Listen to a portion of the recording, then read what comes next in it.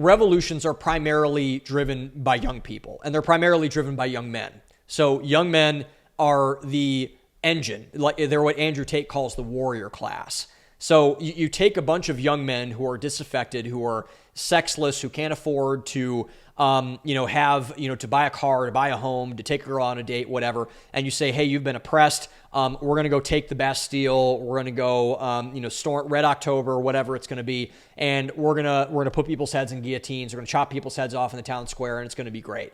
And young men will bite at that in any context. And don't think that we're not that uncivilized anymore, that we would not do that today. We would certainly do that today. And many people are. This is why you see all the rise in crime, violence, carjackings, shootings, all that kind of stuff. It's primarily driven by young men. You hardly see any young women doing this inside of our culture. And the reason why young people in particular, and we'll group young people broadly here, so young women as well, but the reason why people are turning to Zoran Mamdani is they are poorer than they ever have been before. And this deserves a distinction. So I heard the other day from a study that said this is the first generation since the generation of George Washington, aka the first generation of American citizens that formally declared their independence from Great Britain, that is worse off than their parents, Gen Z.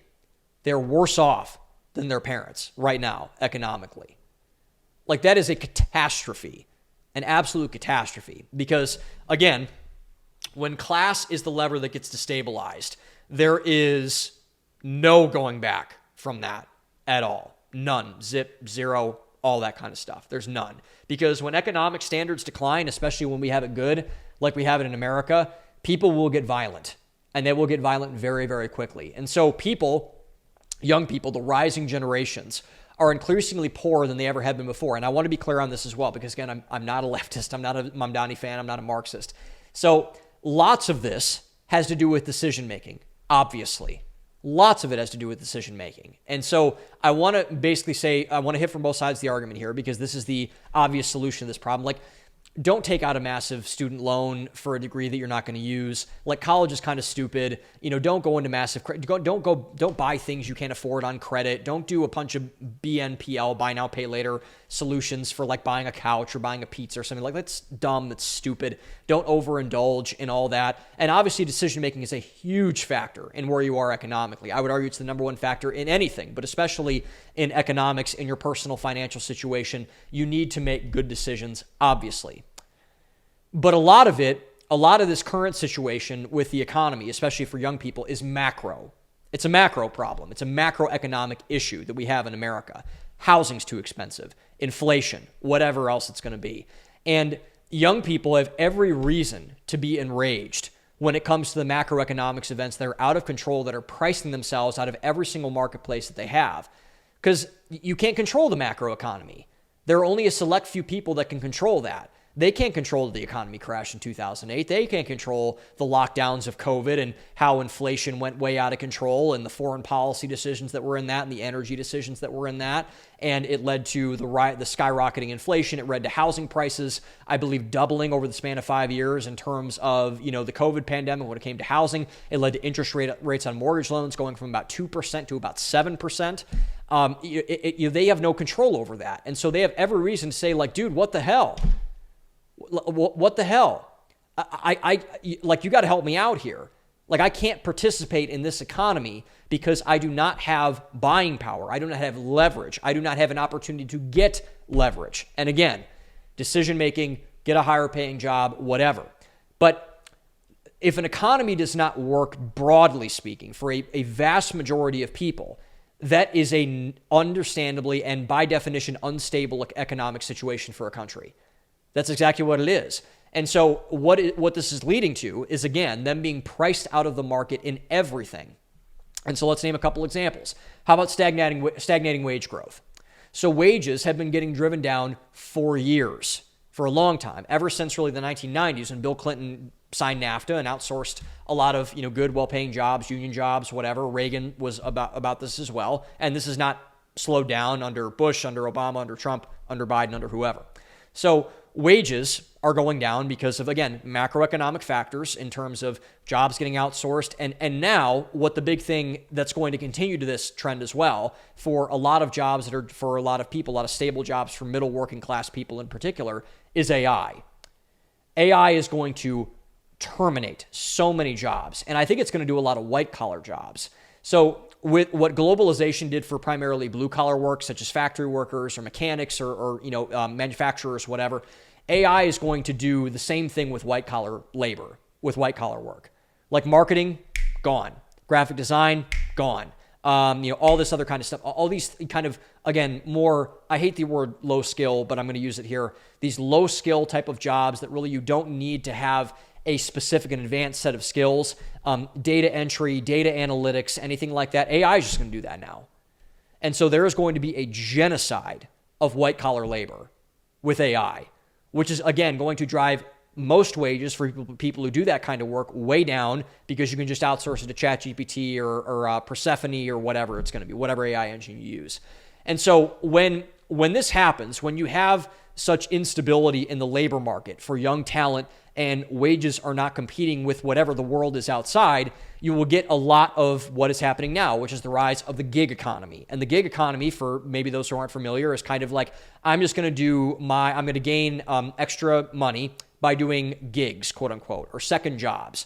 So I'm going to be a person on TaskRabbit who goes over and fixes somebody's sink, even though I'm not a mechanic, or maybe I am a mechanic, but I'm just going to do that on TaskRabbit. I'm going to drive Uber. I'm going to do DoorDash. I'm going to walk dogs on Rover. I'm going to do whatever. And so you'll get a lot of that. You'll get a lot of switching jobs. You'll have no career development anymore. Career development will plummet. It already has plummeted because people are switching jobs all the time. I'm going to go to this company and bait switch for this like $5,000 raise or this 5% bump or this compensation package or this benefits package or whatever it's going to be.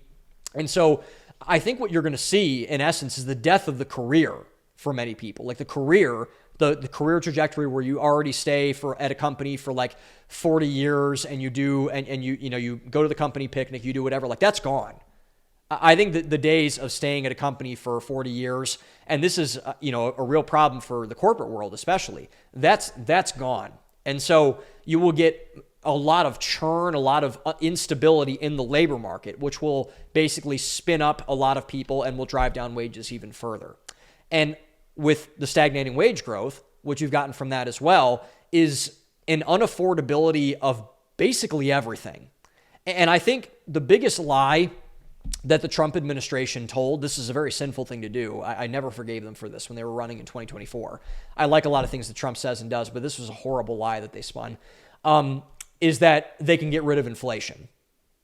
Trump said, I can fix the inflation problem. J.D. Vance, I can fix the inflation problem. No, they're not.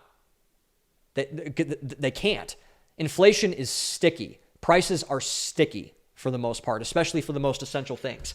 Gasoline, groceries, fuel, travel, all, childcare, wages, labor, all that kind of stuff.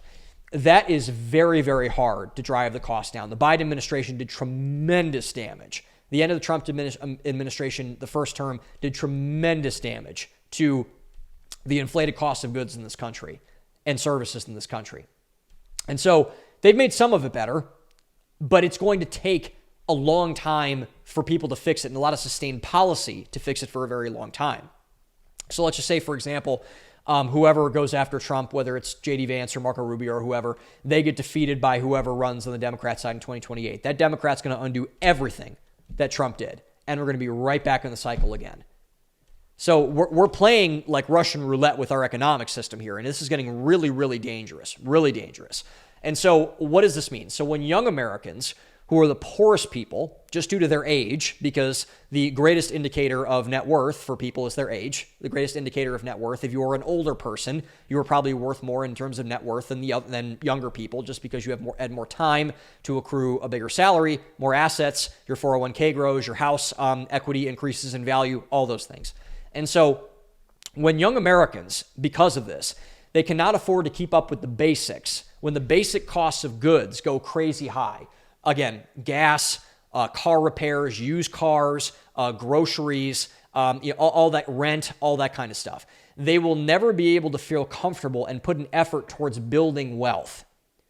which is critical because, again, wealth is a timing thing. You need to invest while you're young. You need to get into the housing market, ideally, when you're young. You need to start building your 401k up when you're young because the time will allow you to build wealth over time. It's just how money works. And the reason why young people can't do this, again, is because all of their capital, which is primarily coming from their salary or from their commissions or whatever they're making inside of their job, whatever they do for work, is going towards very basic survival. It is not going to assets. It is going to liabilities and base survival. It's going to their debt. It's going to student loans. It's going to credit cards. It's going to BNPL solutions. It's going to the overall economic state of the base of America, which is a rising cost of goods and services for all the things you just need to get by. Your utilities, your electric bill, all that kind of stuff. It is all going in that direction, which basically hamstrings young people especially from building wealth. And when you can't build wealth, you're never going to be able to adequately prepare for the future. And if an economic headwind comes your way, you're going to get taken out like nobody's business.